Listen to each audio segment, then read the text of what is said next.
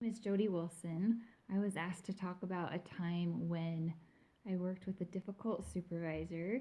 I had this experience volunteering in a kitchen once, and the lady that I worked with would correct my work, and she would tell me that I did things wrong, and always um, said I looked really tired, and I felt like she was targeting me on purpose to just make me feel bad about myself. So the way that I dealt with that was I tried to be humble and realize that she might have something to teach me, but I also tried to get out of the situation and work with somebody else so that I wouldn't have to feel that way and struggle all of the time. And I was able to do that.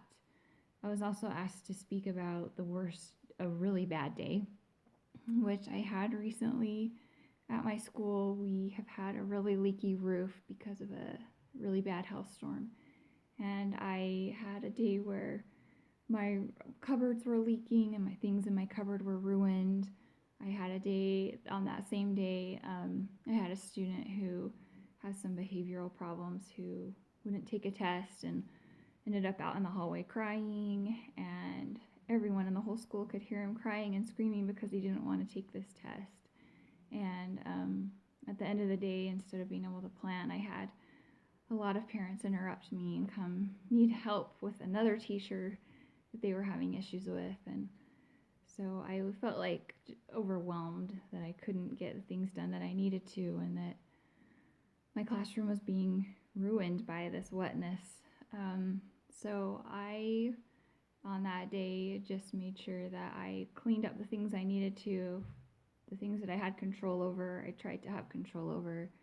I tried to prevent my room from getting more leaks by putting plastic all over everything. And the little boy who was throwing a fit, I was able to find a computer program that he likes to do.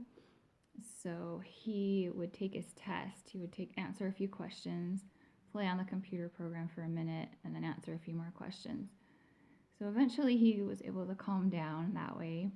And the parents coming and asking me for help, I would gladly help parents. So I, of course, just had to deal with that. But I also try to refer them to the teacher and the principal that they have issues with, rather than me being the one to intervene.